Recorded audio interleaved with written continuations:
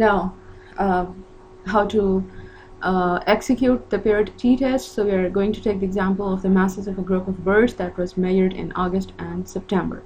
So here are 10 birds, and these observations, as you can see, that these are paired observations. These are repeated measures because the same variable is being measured twice on the same birds.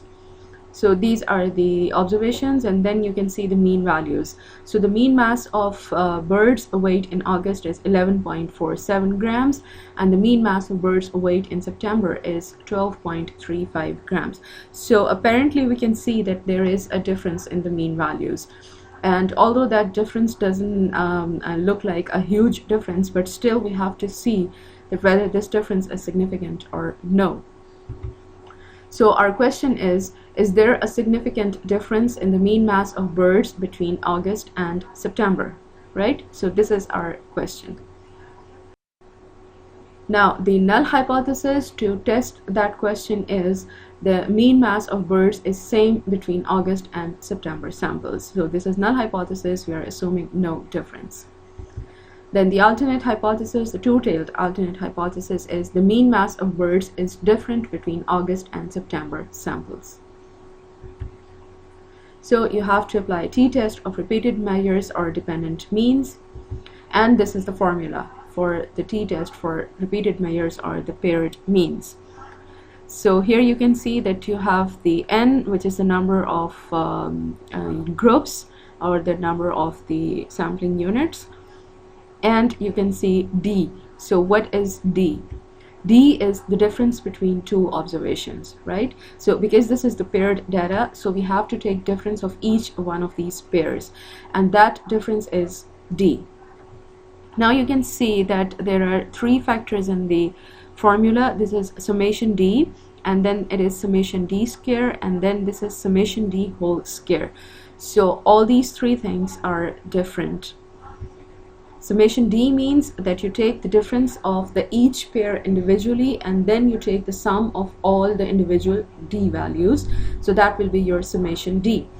So summation d square is that you take the differences, you calculate the d value for each pair, and then you take the square of each d value. So if you have 10 d values, you take the square of each one of these 10 values, and then you take the sum of these squared d values. And summation d whole square means that you take the sum of the individual values, which is the summation d, sum of the difference between the individual pairs, which is summation d, and then you take the square of that value. Now let's see that how it is done. So this is the table for the calculation of the paired t-test. So you can see that we have in the first column the masses of birds weight in August, and then in the second column we have masses of birds weight in September, and then we have the third column, which is the d difference between each pair of observations. So the first pair of observations is 10.3 and 12.2.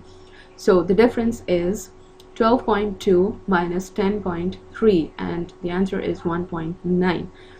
And then it is 12.1 minus 11.4, so the answer is 0.7.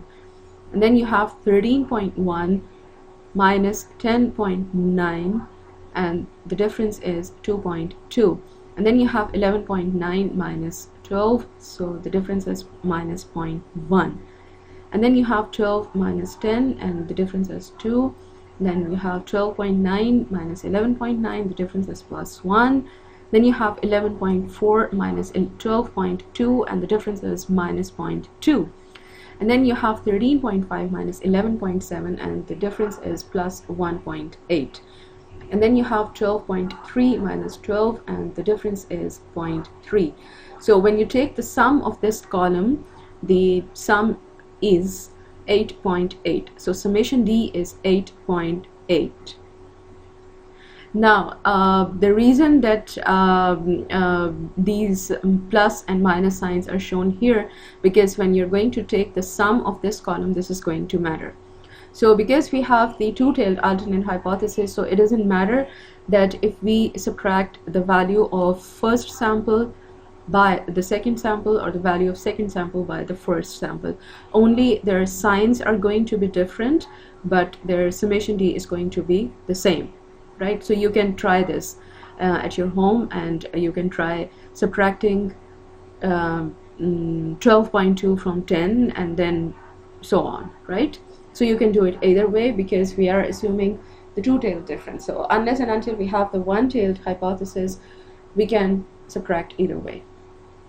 So in the next column we have d square. So d square is the square of the independent square of each of these d values.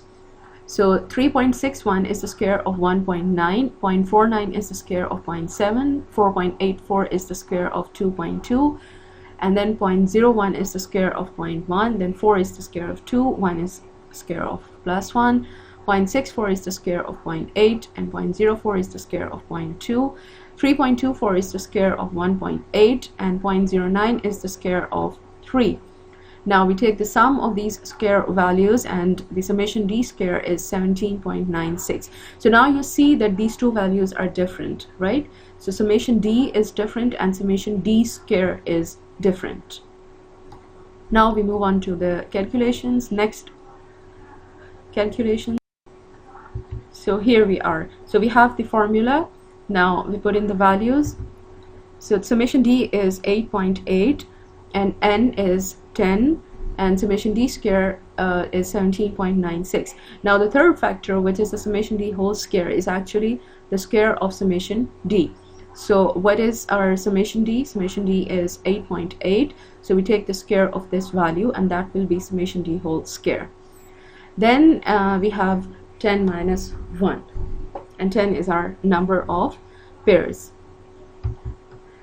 So here we have 10 multiplied by 17.96, and the answer is 179.6, and we take the square of 8.8, and the square of 8.8 is 77.4.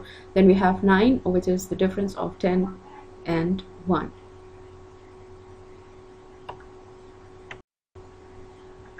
So I have pasted the same step over here, and now we do the further calculation. So we have a 179.6 minus 77.44, and the answer is 102.16. Now we are going to divide 102.16 by 9, and the answer is 11.3511. In the next step, we are going to take the square root of 11.3511, and the answer is 3.3691. So now we divide 8.8 by 3.3691, and the answer is 2.612, which is our test statistic, which is the value of t that we had to calculate. And the degree of freedom for the paired t-test is n minus 1, which in this case is 10 minus 1 equal to 9. So here again we have a difference from the independent samples t-test. So in that case, the degree of freedom is n1 plus n2 minus 2, and n1 is the number of observations in first sample, and n2 is the number of observations in the second sample. But in this case, because we have the paired data, so n refers to the number of sampling units, or the number of paired observations. So in this case we have 20 observations, but these observations are 10 pairs actually. So that is why we have taken 10 as n. Now we have our calculated value with us, so this is time to consult the t-distribution table, and the degree of freedom is 9, and the first level of critical probability is 0.05, and this is the tabled value. So the table value is 2.262, which is less than the calculated value. So therefore, what we are going to do with the null hypothesis, we are going to reject the null hypothesis in favor of alternative hypothesis, and the significance level is significant.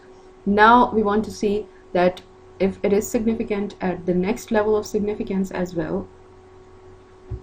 So the next level of significance is 0.01, and the table value is 3.250. So in this case we can see that our result is not highly significant. So it is not significant at the probability of 0.01. So there is no point in checking for the next significance level of 99.99% or probability of 0.001.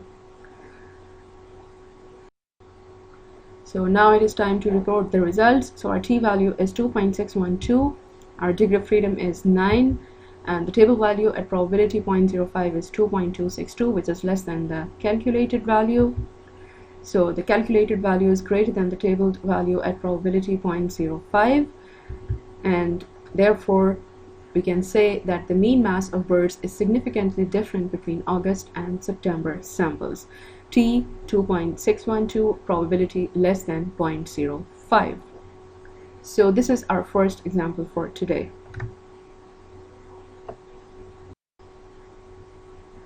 And now we have the second example for the paired t-test, and this is a group of patients suffering from high total serum cholesterol level, and this is measured in milligrams per deciliter, and they were treated with a new cholesterol lowering drug. So find out if the new drug significantly alters the total serum cholesterol levels. So this is the example that we have.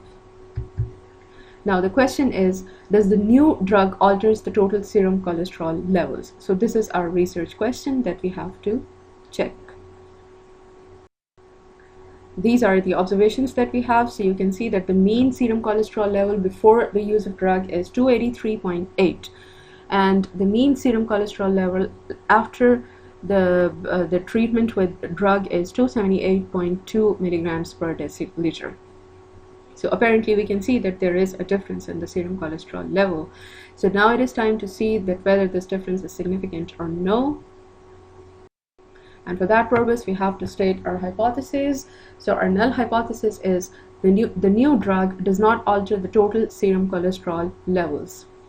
And the alternate hypothesis is new drug alters the total serum cholesterol levels. And we have to apply the t-test of repeated measures or dependent means, because we are taking the repeated measures from the same individuals under two different conditions, before and after the intervention. And this is our formula for t. So here we are with the table for the calculation of summation d and summation d square values. So we can see that this is 256 minus 261, and the answer is -5 for the first patient. Then we have 264 minus 262, and the answer is 2. And then we have 278 minus 271, and the answer is 7. And then we have 284 minus 272, and the answer is 12. And then it is 285 minus 278, the answer is 7. And then we have 289 minus 284, so this is the answer is 5. And then we have 291 minus 285, and the answer is 6. And then we have 294 minus 288, which is equal to 6. And then we have 298 minus 290, and the answer is 8. And then we have 299 minus 291, and the answer is also 8. So in this case you can see that there is actually a decrease in the serum cholesterol levels, except for the first patient. So now we are going to take the squares of these individual differences. So 5 square is 25, and the square of 2 is 4, and the square of 7 is 49, square of 12 is 144, the square of 7 is 49, the square of 5 is 25, and the square of 6 for the next two values is 36 each, and the square of 8 for the next two values is 64 for each pair. Then we take the sum of the column number 1, and the summation d is 56, and then we take the sum of the second column, and the summation d square is 496. So now we have the values of d and d squares. So it's time to put in the values into the formula. So we have 56, which is summation d, and then we have 10, which is the number of pairs, and then we have 496, which is the summation of individual differences and their square values. And then we have 56, which is the square value of the sum of the differences. Then we have 10 minus 1. So we have 56, and we have 4960, and 3136, which is the square of 56, and we have 9, which is 10 minus 1. And now continuing with the same step, we have 1824, which is 4960 minus 3136. Now we are going to divide 1824 by 9, and the answer is 202.6667, right? Now we take the square of the 202.667, and the answer is 14.2361. Now we are going to divide 56 by 14.2361, and the answer is 3.9337. So this is the t-value that we have calculated. And what is our degree of freedom? So in this example, we have the degree of freedom as 9. Now it is time to consult the t-distribution table.